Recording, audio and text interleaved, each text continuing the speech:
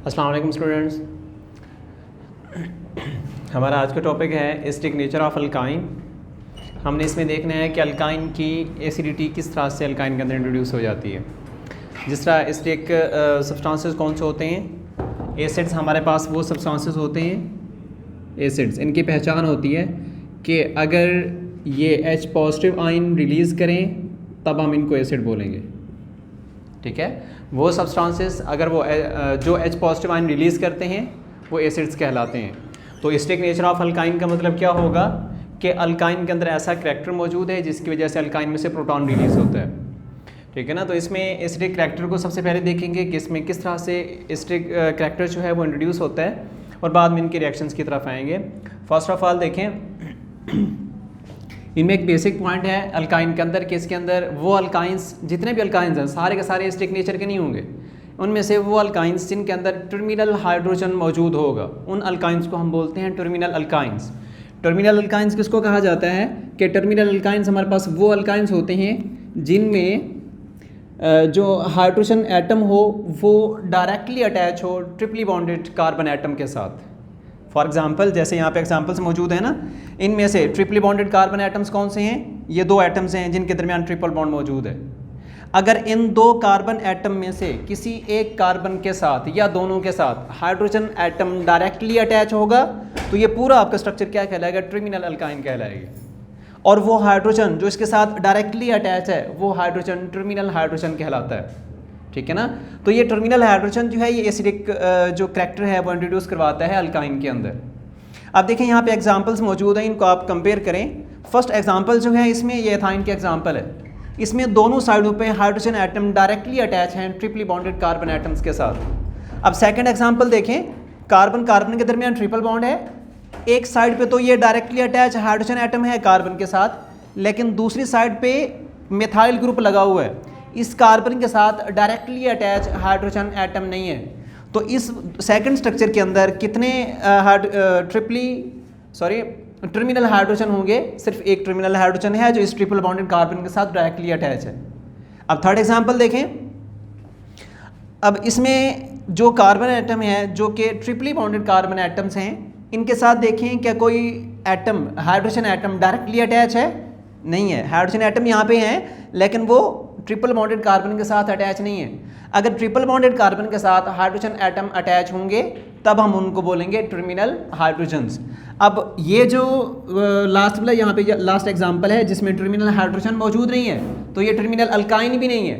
जो terminal alkyne नहीं होगी उसके अंदर एसिडिक करैक्टर नहीं होगा, तो इसके अंदर एसिडिक करैक्टर नहीं होगा। ये दो एसिडिक करैक्टर शो करेंगे। ये पॉइंट क्लियर हो गया कि एसिडिक करैक्टर ऑफ अल्काइन या acidic nature of alkyne, acidic nature को हम इस तरह से इंट्रोड्यूस करवाते हैं कि अल्काइन, क्योंकि एसिड जो होते हैं उनकी प्रॉपर्टीज़ क्या होती हैं कि वो सब्सटेंसेस जो H पॉजिटिव आयन रिलीज़ करते हैं वो एसिड्स होते हैं।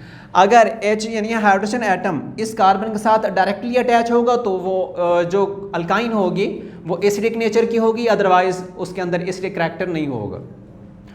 अब इसमें सेकंड पॉइंट आ जाता है इसी से रिलेटेड कि हमारे पास है एस करैक्टर को अगर हम इंट्रोड्यूस करें कि इसके अंदर ऐसा कौन सी प्रॉपर्टीज़ मौजूद होती हैं कि हमारे पास इसके अंदर ये जो अल्काइन है ये एसिडिक नेचर की है।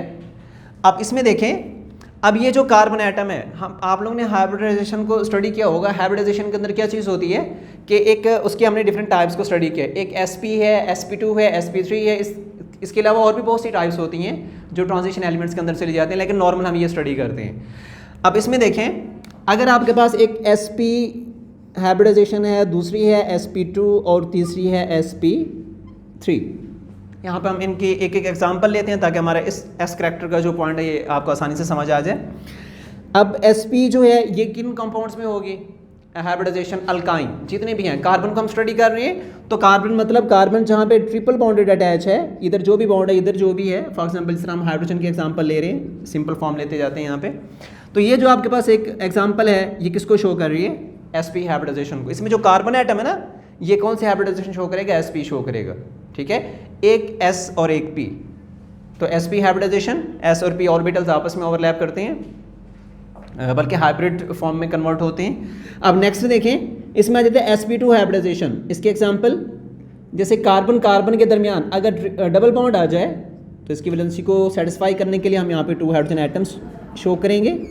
तो ये जो अल्कीन से रिलेटेड जितने भी कंपाउंड्स हैं तो वो कार्बन जो डबली बॉन्डेड अटैच होगी उसके अंदर कौन सा कैरेक्टर होगा, sp2 होगा।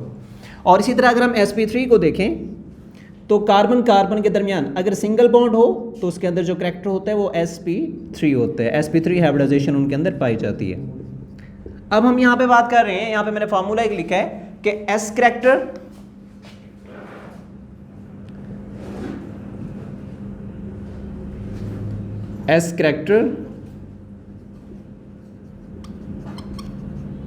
यहाँ पे आप कैरेक्टर पूरा लिखेंगे, इस तरह मैं नीचे लिख रहा हूँ। S character is directly proportional to the acidic character, ये एसिडिक नेचर। जितना किसी भी कार्बन के अंदर किसी भी स्ट्रक्चर में S कैरेक्टर बढ़ता जाएगा उतना उसकी एसिडिटी बढ़ती जाएगी। अब आप इन तीनों को कंपेयर करें, sp है, sp2 है और sp3 है। इनमें जिसके अंदर एसिडिक कैरेक्टर जितना ज़्यादा होगा उतनी उसकी एसिडिक नेचर ज़्यादा होगी, ठीक है ना। अब लेकिन कंडीशंस ये याद रखनी है, टर्मिनल अल्काइन, अल्कीन या इस तरह का कोई भी आपके पास प्रोडक्ट होना चाहिए। अब ये जो S कैरेक्टर है इसको किस तरह से हम इंट्रोड्यूस करवाते हैं, ये जो आपके पास S और P है, मतलब ये कौन से ऑर्बिटल्स हैं हाइब्रिडाइजेशन में, यहाँ पे वो ऑर्बिटल शो किए जाते हैं जो हाइब्रिडाइजेशन में इन्वॉल्व होते हैं। और हाइब्रिडाइजेशन के अंदर आप लोगों ने पढ़ा होगा कि hybrid orbital is directly proportional to the sigma bonds. Hybrid orbital जो होते हैं वो हमेशा कौन सा बॉन्ड बनाते हैं, सिग्मा बॉन्ड बनाते हैं, ठीक है ना। अब इसी हिसाब से जैसे कि नाम लिखा हुआ है इसी हिसाब से देख लें, आपको यहीं से पता, सबसे आसान तरीका है यहीं से आप बता सकते हैं कि किस तरह का कैरेक्टर इसके अंदर मौजूद है, कितना S कैरेक्टर है, कितना P कैरेक्टर है। एग्जाम्पल की तरफ नहीं जा रहा है, आपके लिए थोड़ा सा मुश्किल हो जाना है। आप सिर्फ इनके नाम को देखें और इसी से आपने बताना है कि इसके अंदर कौन सा कैरेक्टर कितने % है। अब sp को देख लें, S कितने, 1 है, और इसमें P कितने हैं, वो भी 1 है। अगर इसकी वजह से कहीं पे कोई बॉन्ड बना है, एक S और P आपस में ओवरलैप कर रहे हैं ना, अगर कहीं पे बॉन्ड बना है तो इसमें कैरेक्टर कौन सा होगा बेसिकली, इसमें जो हाइब्रिडाइजेशन में S कैरेक्टर, ये देखिए फुल मुकम्मल एक है, ये पूरा sp जो है ये 100% है। जब 2 हैं तो आप इनको जब डिवाइड करेंगे 2 पे तो कितना आ जाएगा, 50% S और 50% क्या आ जाएगा, P, ठीक है ना। अब इसी तरह अल्कीन को देखें, अल्कीन के जो है जो sp हाइब्रिडाइजेशन है sp2। अब इसके अंदर हम S कैरेक्टर चेक करेंगे। sp2 का मतलब क्या है कि एक S और P के कितने, 2 ऑर्बिटल्स हैं जिन्होंने हाइब्रिडाइजेशन में हिस्सा लिया है। अब इसी तरह S इसमें 1 है और P कितने हैं, P जो हैं वो 2 हैं, ठीक है ना। ये टोटल कितने हैं, सेम उसी तरह से 100% है, कंप्लीट sp2। कितने हैं टोटल ऑर्बिटल्स, 3 हैं, तो आपने इस 100 को आपने 3 पे डिवाइड कर लेना है। तो एक एक केस में कितना आएगा, एक एक में आएगा 33.3 राउंड अबाउट आता है, ठीक है, %। तो P टोटल, एक P का कितना था 33.3, जब इसको 2 से 2 हैं P के, तो जब इसको 2 से मल्टीप्लाई करेंगे तो ये आ जाएगा 66.6 समथिंग आता है, ठीक है, ये कैरेक्टर। तो इसमें देखें S कैरेक्टर यहाँ पे 50% था, यहाँ पे कितना 33.3% है। इसी तरह थर्ड देखें sp3 हाइब्रिडाइजेशन, ये जो है टोटल कितने है 100% है, सेम जैसे कि ऊपर हमने बात की है। तो इसमें S कितने है, 1 है, और P कितने हैं यहाँ पे 3 है, ठीक है ना। अब आप इस टोटल को इसके जो ऑर्बिटल्स हैं उस पर डिवाइड कर लें, टोटल कितने हैं 4, तो 100 को 4 पे डिवाइड करेंगे तो कितना आएगा, एक एक केस में आएगा 25%। तो 25% एक P का है, तो टोटल P कितने हैं 3 हैं, तो आप इसको 3 से मल्टीप्लाई करेंगे टोटल कितना हो जाएगा, ये P का जो कैरेक्टर होगा 75% हो जाएगा। ये पॉइंट समझ आया। sp, sp2 एंड sp3 इनमें एसिडिक कैरेक्टर किस तरह से हम इंट्रोड्यूस करवाते हैं, इस तरह से हम करेंगे कि जिस तरह से एसिडिक कैरेक्टर बढ़ता जाएगा उसी हिसाब से उसके अंदर जिस हिसाब से एसिडिक कैरेक्टर बढ़ेगा उसी हिसाब से उसका S कैरेक्टर भी इंक्रीज हो रहा होगा। अगर कहीं पर आपको S कैरेक्टर का पता चल रहा है तो इसका मतलब उसका एसिडिक नेचर भी उसी हिसाब से जो है इंक्रीज हो रही है।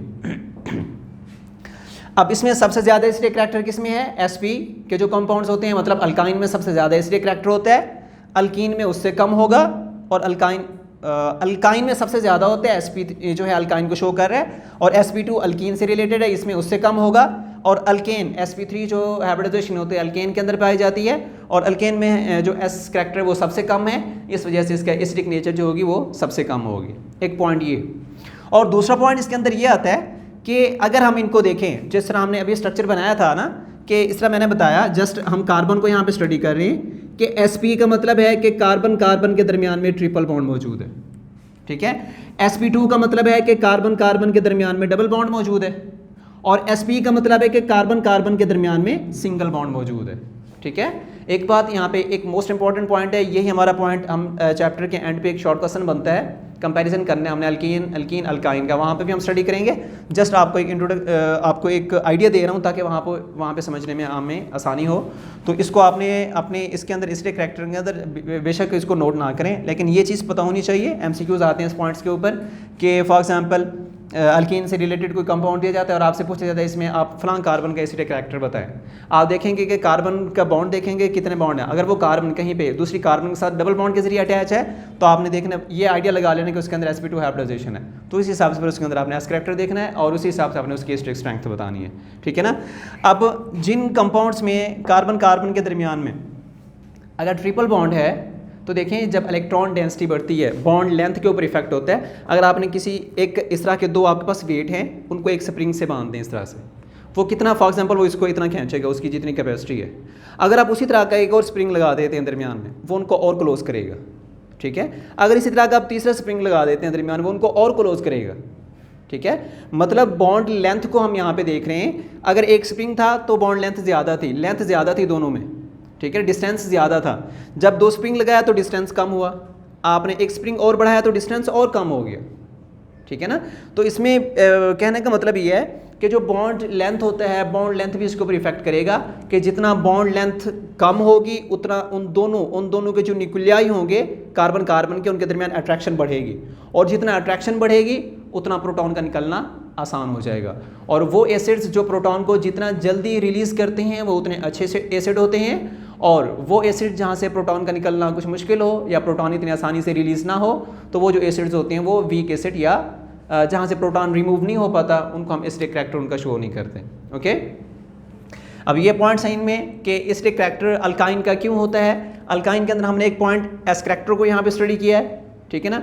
एस करैक्टर के अलावा इनमें इलेक्ट्रोनेगेटिविटी भी आ जाती है कि अगर आप कार्बन को देखें तो कार्बन अल्केन अल्काइन के अगर तीनों कार्बन्स को आप कंपेयर करें तो सबसे ज़्यादा इलेक्ट्रोनेगेटिविटी, इलेक्ट्रॉन को अपनी तरफ अट्रैक्ट करने की जो पावर होती है वो अल्काइन के कार्बन में ज़्यादा है, अल्कीन की कार्बन में उससे कम है, अल्केन की कार्बन में उससे कम होती है। जितना जो शेयरिंग वाले इलेक्ट्रॉन्स होते हैं उनको अट्रैक्ट करने की पावर जितना कम होती जाएगी उतना उसके अंदर एसिडिक करैक्टर भी कम होता जाएगा और एस करैक्टर भी कम होता जाएगा, ठीक है। नेक्स्ट हम आते हैं इनके रिएक्शंस की तरफ कि अल्काइन जो है किस तरह से एसिडिक नेचर शो करती है और किस तरह से ये डिफरेंट प्रोडक्ट्स जो हैं हम इससे बनाते हैं और उन्हें हम डेली लाइफ के अंदर इस्तेमाल करते हैं। अब सबसे पहला मेथड है हमें प्रिपरेशन का कि हमने यहाँ पे तैयार करना है, फर्स्ट मेथड है एसिटाइलिन की एसिडिक करैक्टर को यूज़ करते हुए हमने इसके अंदर जो है इससे बनाने हैं सोडियम एसिटाइलाइट, ये प्रोडक्ट हमने तैयार करना है। इस प्रोडक्ट को डिफरेंट केमिकल सिंथेसिस में और आयोनिक नेचर के अंदर जो है यूज़ किया जाता है। आयोनिक नेचर होता है सोडियम एसिटाइलाइट एक जो है, इससे फिर हम आयोनिक रिएक्शन जो है आगे प्रोसीड करते हैं, डिफरेंट प्रोडक्ट्स तैयार करते हैं, इसका यूज़ होता है। अब हम इसको बनाते कैसे हैं, इसको प्रिपेयर करने के सोडियम एसिटाइलाइट के 2 मेथड्स हैं। एक मेथड है कि हम सोडामाइड यूज़ करते हैं, ठीक है ना। सोडामाइड क्या होता है, सोडामाइड होता है हमारे पास सोडियम NaNH2, इसको बोलते हैं सोडामाइड, ठीक है ना। अब जब सोडामाइड आप एज ए रिएक्टेंट ले रहे हैं, इसको अल्काइन के साथ ट्रीट करवा रहे हैं, तो यहाँ पे आपको एक कैटलिस्ट यूज़ करना पड़ेगा। ये रिएक्शन आप प्रोसीड करेंगे in the presence of liquid ammonia.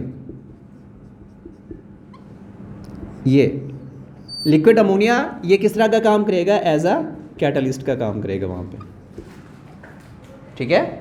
एक प्रोसेस हमारा ये है, हमने सोडियम एसिटाइलाइट तैयार करना है। उसके लिए एक मेथड कौन सा है कि आप सोडामाइड लें NaNH2 in the presence of liquid ammonia, इसको ट्रीट करवाएं अल्काइन के साथ, तो आपके पास प्रोडक्ट बनेगा, उसको हम सोडियम एस्टाइलाइड बोलते हैं, ठीक है ना।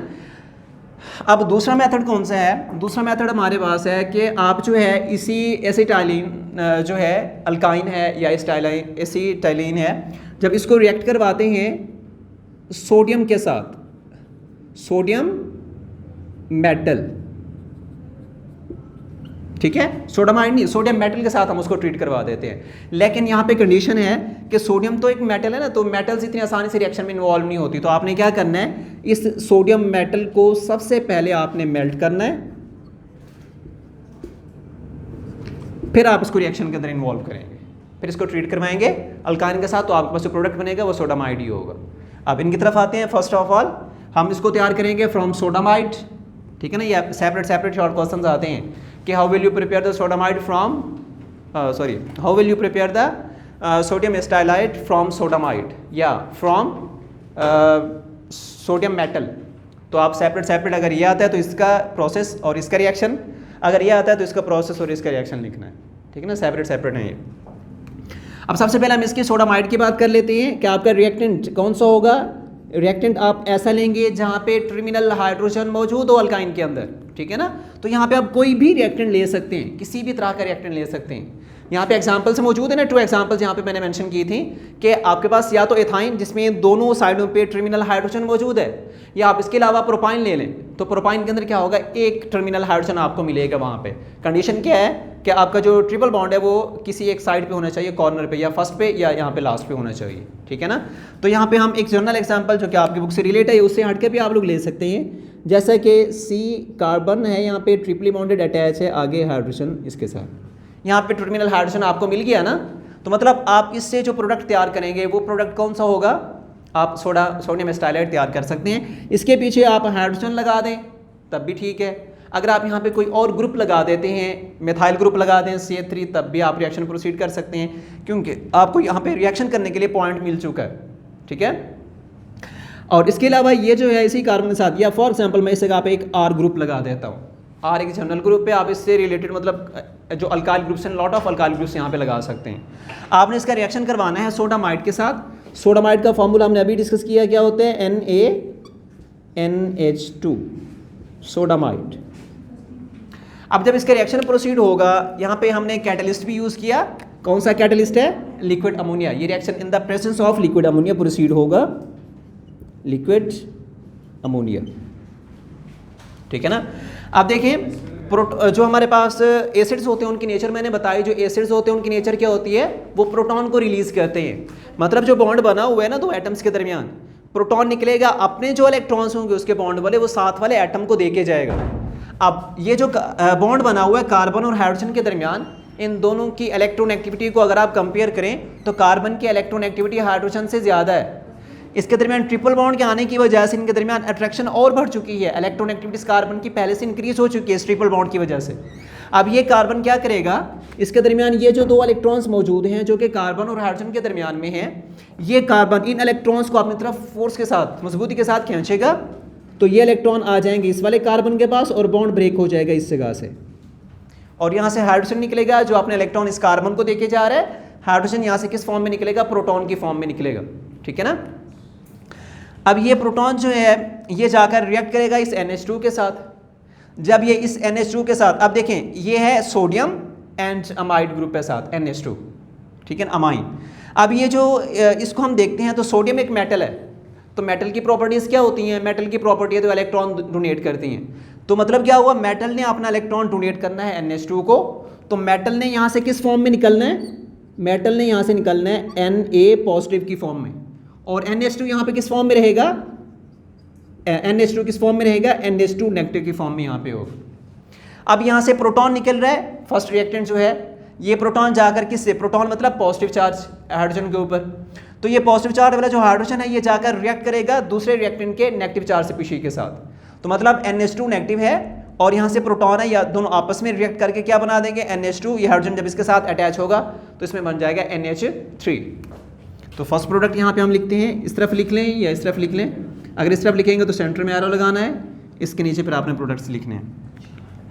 अब इसको देखें, R कार्बन है, यहाँ पे ट्रिपल बॉन्ड सेम वैसे का वैसा, यहाँ पे हाइड्रोजन कार्बन, सेकंड कार्बन। अब इसके ऊपर चार्ज कौन सा लगाएंगे हम, इसके ऊपर चार्ज आएगा कार्बन के ऊपर नेगेटिव चार्ज। रीज़न क्या है, क्योंकि दोनों इलेक्ट्रॉन इस कार्बन के पास हैं, इस वजह से इसके ऊपर नेगेटिव चार्ज आया।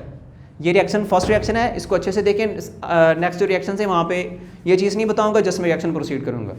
ये इसका स्टार्टिंग पॉइंट, इसको अच्छे से समझ लें।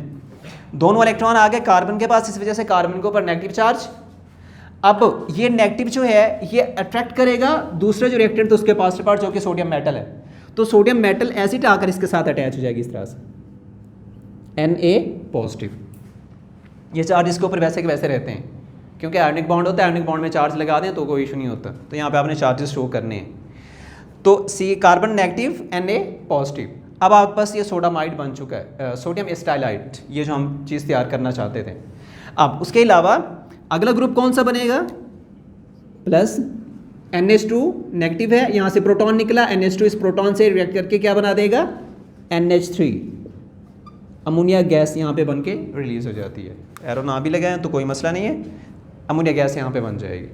ठीक है, ये आपका फर्स्ट प्रोडक्ट था। ये जो प्रोडक्ट बना है इसका नाम क्या होगा, वही जो ऊपर लिखा हुआ है हेडिंग में, सोडियम एसिटाइलाइट, फर्स्ट मेथड। अब इसी सोडियम एसिटाइलाइट को हम सेकंड मेथड से प्रिपेयर करेंगे। सेकंड मेथड में भी सेम इसी तरह से आपका रिएक्टेंट क्या होना चाहिए, वही अल्काइन ही है। आप फॉर एग्जांपल यहाँ पे एथाइन ले लें, टर्मिनल हाइड्रोजन होना चाहिए उस रिएक्टेंट के अंदर। तो यहाँ पे आपका जो रिएक्टेंट है वो कार्बन, ट्रिपल बॉन्डेड कार्बन है, इधर भी हाइड्रोजन, इधर भी हाइड्रोजन।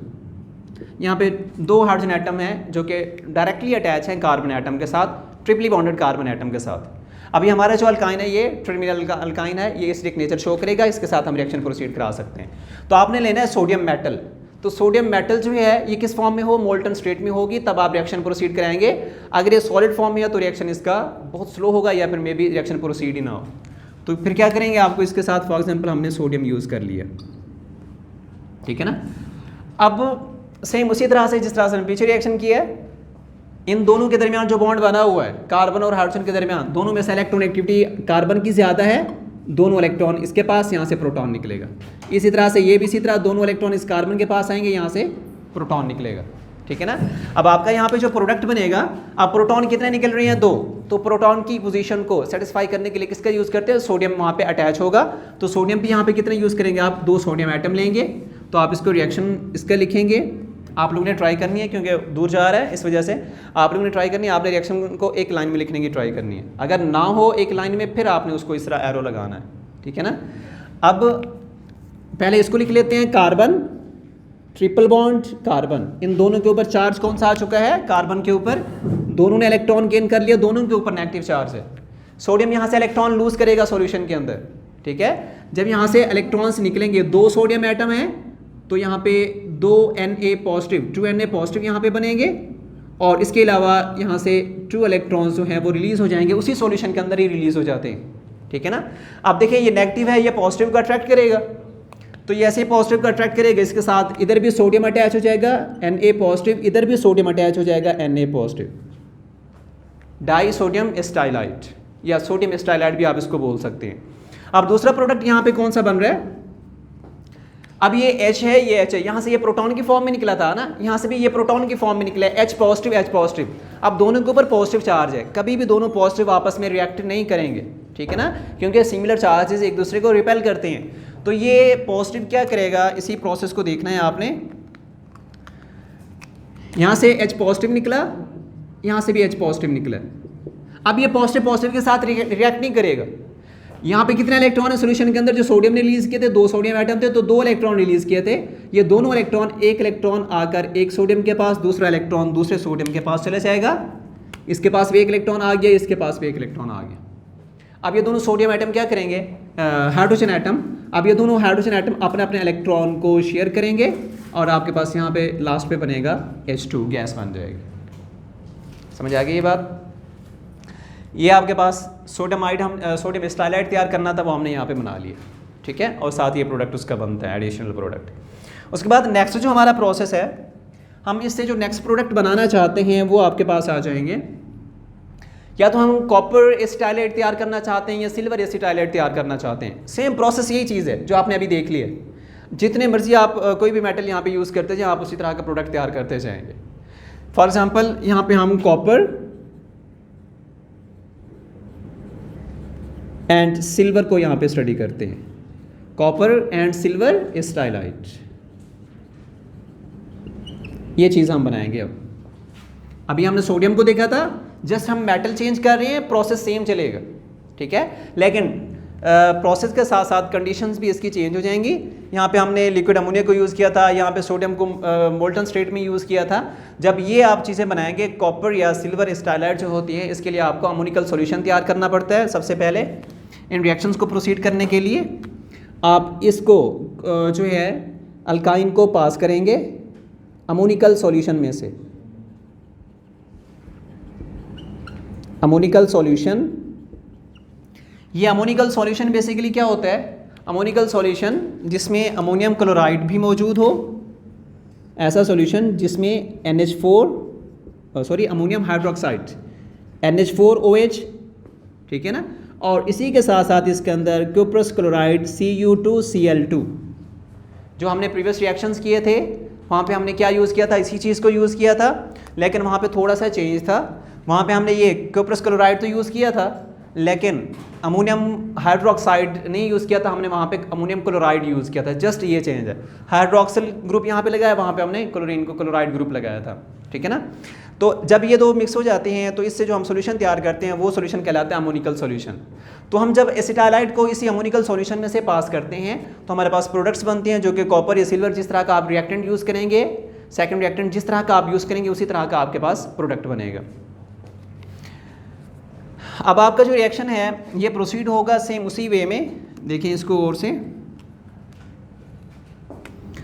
अब सबसे पहले हम कॉपर का कर लेते हैं। जब आप देखें, अगर आप कॉपर को यूज़ करेंगे उसके लिए आपको अलग रीजेंट इस्तेमाल करना पड़ेगा, अगर आप सिल्वर को यूज़ करें उसके लिए अलग रीजेंट। ये जो है अमोनिकल सॉल्यूशन है, ये अमोनिकल सॉल्यूशन ऐसा कैटलिस्ट का काम करेगा। ये आपके पास कैटलिस्ट है, ठीक है ना। अब इसी के साथ साथ नेक्स्ट जो है आपके पास, फॉर एग्जांपल हम कॉपर स्टाइलाइट तैयार करना चाहते हैं। अगर कॉपर से प्रोडक्ट तैयार करेंगे, फॉर एग्जांपल यहाँ पे मैं कॉपर का पहले बता देता हूँ। कॉपर से जो प्रोडक्ट बनाएंगे तो आपका जो यहाँ पे आप रीजेंट इस्तेमाल करेंगे वो होना चाहिए आपके पास कॉपर की फॉर्म में 2Cu, कॉपर, बल्कि पहले कर लेते हैं अमोनियम का, ये आसानी से समझ आएगा। सिल्वर का पहले कर लें। देखिए सिल्वर के ऊपर +1 चार्ज होता है, ठीक है। इसके लिए आप क्या यूज़ करेंगे? एक तो आप यहाँ पे रीजेंट यूज़ करेंगे स्टाइलाइन, अल्काइन या एसिटाइलाइन तो आपने यूज़ करना ही करना है ना। उसके साथ साथ एक यहाँ पे आपने अमोनियम सिल्वर नाइट्रेट AgNO3, ये इसका फार्मूला होता है सिल्वर नाइट्रेट, एक आपने ये यूज़ करना है। और इसके साथ साथ सेकंड जो है सोडियम हाइड्रोक्साइड, ठीक है, ये यूज़ होगा एज अ बेस। सोडियम की जगह पे कहीं पे आपको अमोनियम हाइड्रोक्साइड भी यूज़ करते हैं। आई थिंक आपके बुक में अमोनियम यूज़ किया हुआ है। बेसिक सॉल्यूशन से NH4OH, अमोनियम हाइड्रोक्साइड। अब देखिए रिएक्शन किस तरह से हम करेंगे। दो रीजेंट्स आपके पास ये हैं, ammonium nitrate and silver nitrate and ammonium hydroxide. इसको आप रिएक्ट कराएंगे अल्काइन के साथ, ठीक है। अल्काइन के लिए कंडीशन क्या है? टर्मिनल अल्काइन होना चाहिए, तो आपके पास प्रोडक्ट बनेगा वो आपका सेम यही होगा जो हमने अभी तैयार किया है। इसका रिएक्शन देख लें। रिएक्टेंट आपके पास फर्स्ट ऑफ ऑल अल्काइन, यहाँ पे हम सबसे सिंपल फॉर्म लेंगे जो कि हम प्रीवियस रिएक्शन में लिया, एथाइन। रीजेंट कौन से हैं? सेम ये चीज़ है, सिल्वर। आपने सिल्वर स्टाइलाइट तैयार करना है, उसके लिए आपने सिल्वर नाइट्रेट AgNO3, इसका फार्मूला है, और साथ ही आपने रिएक्ट करवाना है अमोनियम हाइड्रोक्साइड को NH4OH। NH4OH या NH4Cl का भी इस्तेमाल करते हैं, लेकिन यहाँ पे हम अमोनियम हाइड्रोक्साइड का इस्तेमाल कर रहे हैं। अब देखें इसके अंदर इसका जो रिएक्शन होगा, अब इसमें सबसे पहले ये जो कार्बन और हाइड्रोजन के दरमियान बॉन्ड है,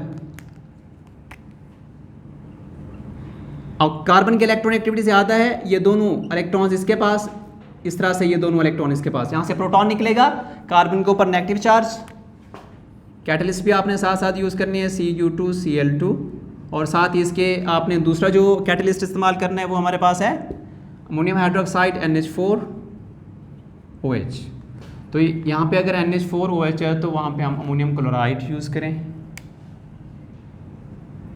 इसमें अमोनियम नाइट्रेट यहाँ पे बनेगा NH4NO3 और HCl।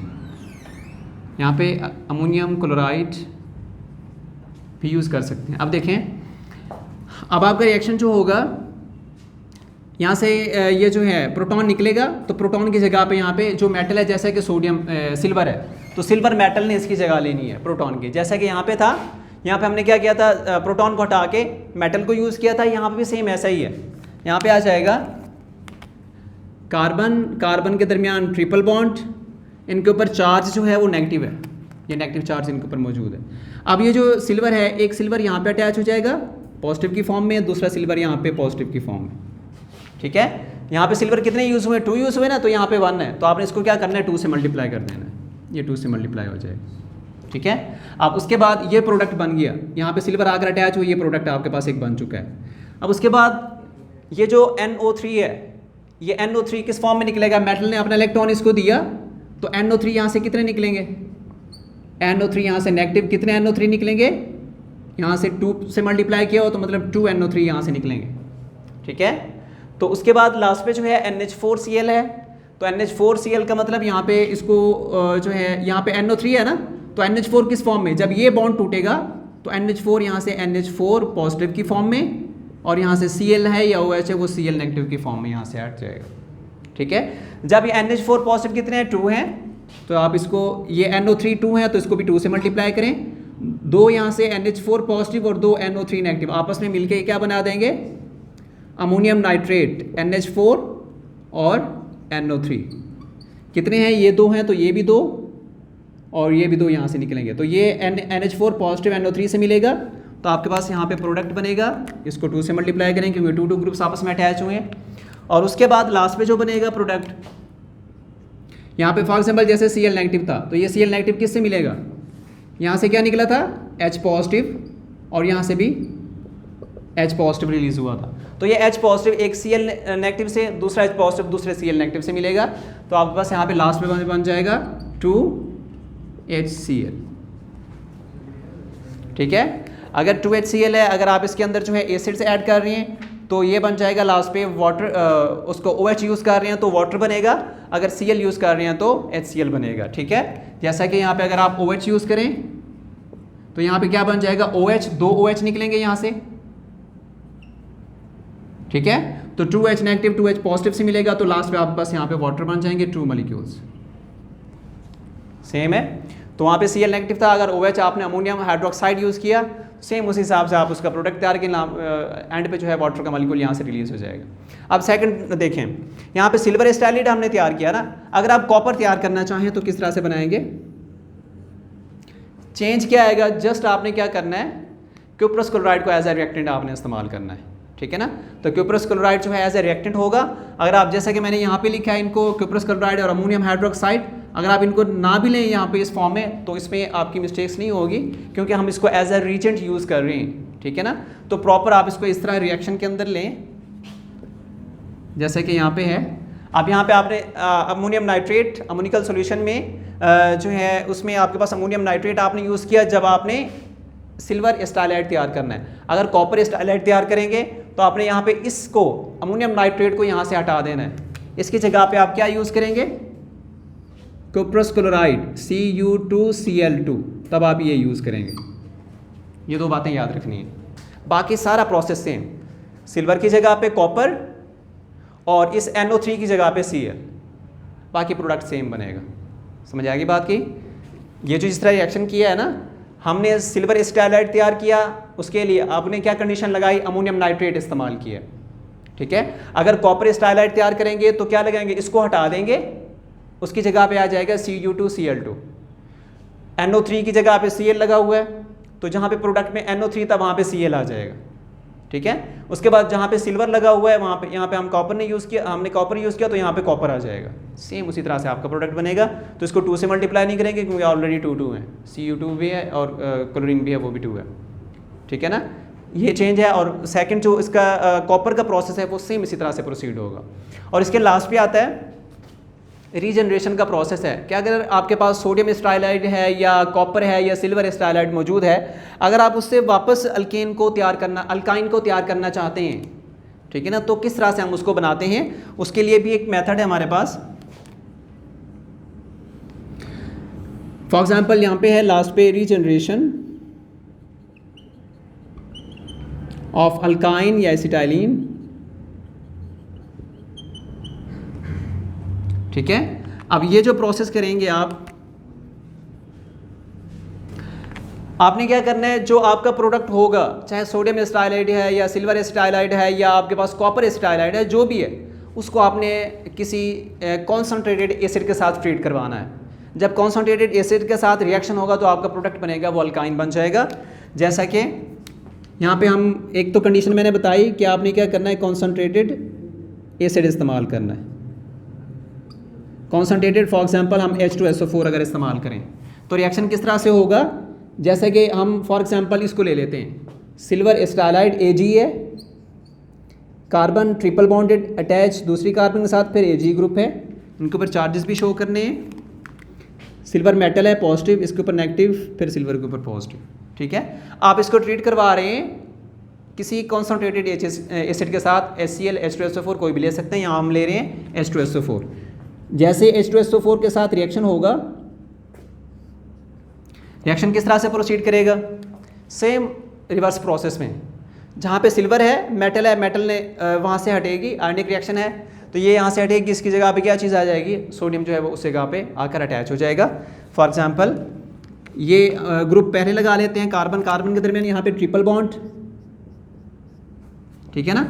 अब इसका जो है नेगेटिव चार्ज मतलब यहाँ पे बॉन्ड फ्री, यहाँ पे बॉन्ड फ्री।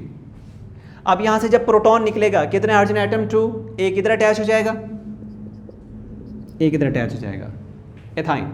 अब ये 2 सिल्वर के एटम्स यहाँ से निकले हैं, ये जाकर SO4 के ऊपर चार्ज कौन सा आएगा, क्योंकि प्रोटॉन यहाँ से निकले तो दोनों इलेक्ट्रॉन्स इसके पास चले गए SO4 के ऊपर, तो SO4 यहाँ पे होगा SO4 डबल नेगेटिव की फॉर्म में, ठीक है ना। तो यहाँ से 2 प्रोटॉन्स निकलेंगे तो इसका डबल 2 प्रोटॉन है तो इसका डबल नेगेटिव चार्ज खत्म हो जाएगा, तो दोनों प्रोटॉन इसके साथ अटैच होंगे, दोनों सिल्वर के जो एटम्स हैं, जो केटाइंस हैं, वो उसके साथ अटैच होंगे SO4 के साथ, तो ये बन जाएगा Ag, कितने हैं, 2 हैं, तो Ag2SO4। तो आपका जो है लास्ट पे प्रोडक्ट बनेगा। हमारा मकसद क्या था, हमने इस चीज़ को तैयार करना था, अल्काइन, रीजनरेशन ऑफ अल्काइन। तो इसके लास्ट पे यूज़ हैं कि इसको हम जो है अल्कलाइड्स के नाम से भी डिनोट करते हैं। अल्कनाइड्स, तो अल्कनाइड्स जितने भी होते हैं वो सारे के सारे उनके डिफरेंट यूजेस हैं। इनका यूज़ क्या होगा, इनके यूजेस लास्ट पे, इनको हम प्योरीफिकेशन ऑफ अल्काइन या सेपरेशन या आइडेंटिफिकेशन के प्रोसेस के लिए जो हम इस्तेमाल करते हैं। सेपरेशन, आइडेंटिफिकेशन, प्योरीफिकेशन या इसके अलावा और भी डिफरेंट फैक्टर्स हैं जिनके लिए इस्तेमाल किया जाता है। मोस्ट इंपॉर्टेंट ये वाले पॉइंट्स हैं, यहाँ पे बल्कि लिख देता हूँ मैं, जिनमें प्योरीफिकेशन का प्रोसेस हो सकता है या सेपरेशन अल्काइन अगर किसी दूसरे कंपाउंड्स के साथ अटैच है, हम इस तरह का रिएक्शन करा के अल्काइन को वहाँ से सेपरेट कर लेंगे, क्रिस्टल्स बन जाएंगे, निकाल लेते हैं, फिर इस तरह रिवर्स रिएक्शन करा के हम अल्काइन को सेपरेट कर लेते हैं, ठीक है ना। तो सेपरेशन के लिए आइडेंटिफिकेशन,